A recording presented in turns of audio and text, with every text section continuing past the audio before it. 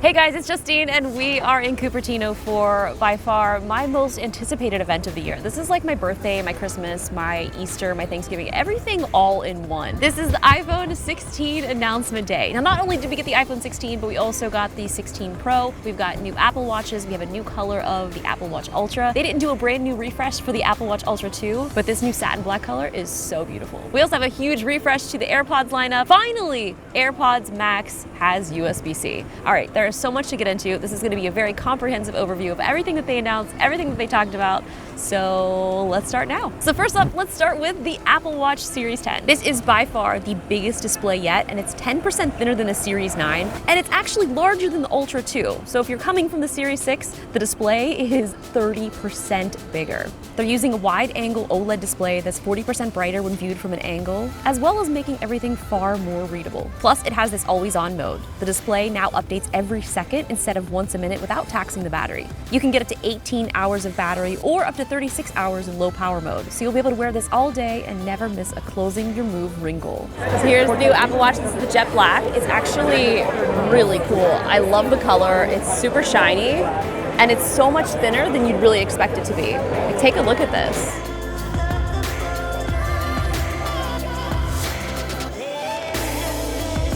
So here's the whole lineup of colors. There's slate gray, gold, and natural polished titanium. And in the aluminum, we've got rose gold, silver, and jet black. But the feature that has me most excited about this is how fast you're able to charge this new Series 10. You can charge 80% in 30 minutes, which is making this the fastest charging Apple Watch ever released. For the base model, it's gonna be $399, and for the cellular, it's $499. I got a chance to try these on, and my favorite part about it is how thin it is, because I feel like the last few gens of the Apple Watches, they've been very similar, and this has a significant look difference. Not only is the screen larger, but the fact that it's so thin and light, it's just so exciting. And this gold color, I'm in love. This is the new Desert Titanium, and it matches so perfectly with the Series 10 Apple Watch. And this is the gold, and it's got the new link band. It's so light, and I still cannot believe how thin this Apple Watch is. I mean, these look so beautiful together. Now into Apple Watch Ultra 2. This is still the regular Apple Watch Ultra 2. They did not do any huge upgrades other than the color. This is satin black. Now pink is still my favorite color, but man, this watch looks so slick. The black titanium case looks stunning when it's paired with this newly announced titanium Milanese loop, transforming this powerful sports and adventure watch into an elegant luxury piece that can seamlessly transition from the rugged outdoors to a formal setting, making it not just a tool, but a statement accessory. Pricing for the satin black Ultra 2 and the Milanese loop will be $899. Hermes also had a few other additions added to the Apple Watch lineup, including this band. It's so pretty. It's made of water-resistant textured knit in blue with a custom matching titanium buckle. Getting a chance to really check out all of these watch bands during the hands-on after the event was pretty exciting. There was also this really cool Hermes band that I saw. I was talking about how much I loved how light the Milanese loop was, and then I picked up this Hermes band. I'm not even sure what the name of it was called, but we'll put it in text right here. This band, it shook me to my core. Oh, that is absolutely stunning. So this Hermes band, I know I just said that I really liked the super lightweight nature of the Milanese loop, but I think I changed my mind because this is so nice. This feels like I'm wearing like a premium piece of jewelry on my wrist right now. This is making me completely rethink everything. So now moving on to AirPods. AirPods definitely had their moment here at the Apple event. Apple released two versions of the AirPods 4, and of course the AirPods Max are now USB-C, and they've got some really fun new colors. AirPods 4 has a new H2 chip, which is going to be allowing for some really nice updates to the active noise cancellation model. Now, if you've had the first generation of the AirPods Pro, you'll definitely recognize the addition of features like active noise cancellation and transparency mode. Another nice addition is the ability to charge the case wirelessly or use USB-C when that isn't an option. The base model of the AirPods Pro 4 doesn't have these new additional features, but with the addition of voice isolation, this makes phone calls even more clear when you're out and about. The base model of the AirPods 4 starts at $129, and if you do want that active noise cancellation, those will be $179. I was so impressed with the noise cancellation on the AirPods 4. This is wild. Like normally in those types of headphones, you're not going to be expecting the amount of noise cancellation that this had. And you can tell that these aren't the ones with active noise cancellation because they have speaker holes at the bottom. Another huge update is actually just a software update, and it's coming to anyone who has the AirPods Pro 2 and, of course, any of the new ones that you purchase. This is a huge accessibility update for hearing health. They kept talking about when was the last time you had a hearing test, and honestly, I don't know. Now they're starting to integrate hearing assistance into AirPods. Like, they actually have a hearing aid mode. The fact that you can take a clinical grade hearing test with your AirPods Pro 2, I am excited to take this hearing test to see what the differences are between my two ears, because I definitely know I have a lot of hearing loss in one and not so much in the other. I think I blame all of the concerts from back in the day, not wearing earplugs. I've learned my lesson. And now what we're all here for, the iPhone 16 and the 16 Pro. Now, before we even get into any of the details, I just want to talk about the pink iPhone 16. It is the perfect pink color. It is something that I've always been wanting, and they finally did it. I wish that it was in the Pro. I know, we can't have everything, but it looks so good. Like, the color, it's so vibrant. I love the whole lineup. They just all look so beautiful together. So in total, we have 4 new phones. We've got the 16, the 16 Plus, the 16 Pro, and of course the 16 Pro Max. Other than the size and battery life of the iPhone 16 and the 16 Plus, they have pretty much the same features. These are the first iPhones designed from the ground up with Apple Intelligence in mind, and I'm so excited about what Apple has done here. The new A18 chip not only unlocks the power of Apple Intelligence, but it makes these phones incredibly fast. The A18 chip uses cutting-edge 3nm technology. This allows for smaller transistors, meaning more efficiency and power in a smaller space. It's equipped with a 6-core CPU, making it 30% faster than the iPhone 15 while using 30% less power. So not only is it faster, but it is also more efficient, giving you a better battery life and overall performance. Now onto the graphics side, this is where we're also getting a huge spec bump. It's got a new 5-core GPU architecture, which delivers 40% faster performance compared to the iPhone 15. So this means smoother graphics, quicker response times, and less power consumption. So whether you're gaming, editing videos, or multitasking, the iPhone 16 and 16 Plus are going to be able to handle it all with ease, while also being kinder to your battery life. Battery life also has a huge improvement in the 16 and the 16 Plus, which is something that we all hope for in each update. The iPhone 16 gives us 22 hours of video playback, while the iPhone 16 Plus can get us up to 27 hours, which is a pretty big difference. And of course, when it's time to recharge, I'm hyped about this. They now have an update to MagSafe, so you'll be able to do wireless charging much faster. You can get wireless charging speeds up to 25 watts. That means you can get a 50% charge in just 30 minutes. The iPhone 16 is also very durable, and I'm just gonna put this out there that I have not broken or shattered an iPhone in a very long time. I don't wanna say this and put it out into the universe, but whatever they've been doing, they've been iJustine proof for quite some time. The new 16 is water and dust resistant, and the new glass and ceramic shield is 50% more durable than before. This is twice as tough as any other smartphone glass, so like I said, fewer shattered screens for iJustine and you. There's 2 different sizes. We've got the 6.1 inch on the 16 and the larger 6.7 on the 16 Plus. Something else that they added on the new 16s is the action button, and before this was something that was only on the Pro devices, so it's really nice to see this being brought onto the iPhone 16 as well. With this, you can customize it to be basically whatever you want it to be. You can have it turn your phone to Do Not Disturb, you can have it open your camera, but now that we have the little camera control, that's kind of repetitive, but as a content creator, look, more places that I can access my camera, that's better for me. But of course, the all-star feature of both of these devices is this new camera control, and I got a chance to check it out and get my hands on it, and it was so fun because it kind of shows you what a lot of people are using these devices for. It's a phone, but it's so much more. It is a camera. I feel like I use my phone more as a camera than actually a phone. Like, I hardly ever talk on the phone. I basically am just taking photos and posting content. Like, this is a content creation machine. If you had nothing else, this is all you really need. So let's try out a little demo here of the camera control. This makes access to the camera basically instant. You can launch the camera by clicking it once, you can take a photo with another click, or hold it down to start recording a video. It's so responsive thanks to the tactile taptic feedback, and the button even recognizes touch gestures.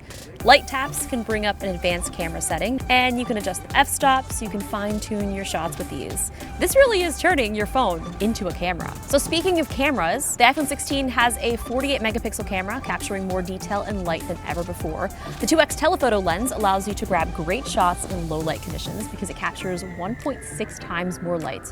The ultra-wide camera takes it even further, capturing 2.6 times more light for those night shots or close-up macro photos. You've got 4 lenses to choose from: macro, 0.5, 1x, and 2x, giving you a ton of creative freedom. Now, video is one of my favorite things. So on the iPhone 16, you can shoot 4K video at 60 frames a second for super smooth results. And with iOS 18, you can now pause your recordings without starting a new clip, which is so cool. Oh, I'm shook. I'm speechless. This is honestly such a, they're hyped about it. I'm hyped. And if you're into gaming, there's a 30% performance boost with ray tracing up to 5 times higher frame rates. Honor of Kings World is coming to iPhone next year, and it's gonna look amazing on this display. I like how they talked a lot about gaming because it's really wild the fact that this is such a powerful device now that not only can you create high quality cinematic movies, I mean, you can pretty much play video games right here in the palm of your hand. This was also a really cool announcement that I somehow missed. I don't know if this was something they announced today or they have mentioned it before, but they have this live stream feature that if you are in a situation where you need to get in touch with emergency authorities, you can share live video of what's happening at that moment. And I think this is going to be so amazing because this gives you the ability to have emergency responders know what's already happening before they even get there. That's a pretty powerful feature. And of course, this also has the satellite feature, so if you don't have cell reception, this will allow you to connect to the satellites. And now you can also use satellites in iMessage, so you'll never really be off the grid. It's also got Wi-Fi 7, so of course you'll be able to have super fast connectivity. And the base model of the iPhone 16 is starting at $799 with 128 gigs of storage, and the iPhone 16 Plus is priced at $899. These new devices combined with the new Apple Intelligence is going to be kind of like a whole new experience for people. I'm excited to see what everyone thinks. Now we're moving on to the 16 Pro. This is my time to shine. I'm so hyped about it because they've got this new color, which I know I should probably tell you about the specs first, but this desert titanium color, so pretty. The iPhone 16 Pro and Pro Max comes in 2 sizes. We've got a 6.3-inch display on the smaller and a 6.9 on the Pro Max. Both models feature the thinnest borders I've ever seen on an iPhone,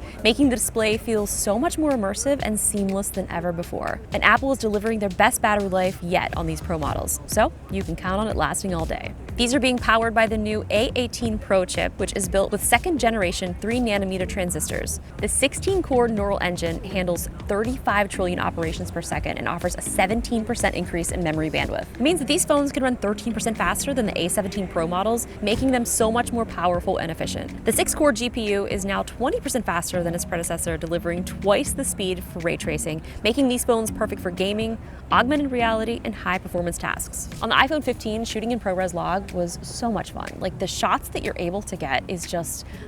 Okay, if there's any video that you need to watch, you need to watch my friend Farouk's video. Basically, it felt like a commercial. Shot on iPhone 15, go watch it. It really shows you the capabilities of this camera and how impressive it is. So knowing that that was the 15, and now we've got updates to the 16, it's only gonna be better. Now, of course, on to the cameras. It's got a 48 megapixel fusion camera, and thanks to the quad pixel sensor, it can read data twice as fast.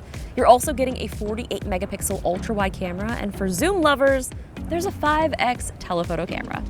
This has a 12 megapixel sensor with that tetra prism design. Much like the iPhone 16, this also has the camera control setting, so you can smoothly slide between lenses, and later this year, Apple will be rolling out a 2-stage shutter that will even add more precision when capturing photos. Photographic styles can also be adjusted, letting you fine-tune images after capture and preview the changes in real time. There were some cheers in the audience, I might have been one of them, that we can now shoot 4K 120 on the iPhone 16 Pro, iPhone 16 Pro. During the keynote, they showed this little cinematic slow-mo video, and then at the end it was like, oh, shot on cinematic slow-mo on the iPhone.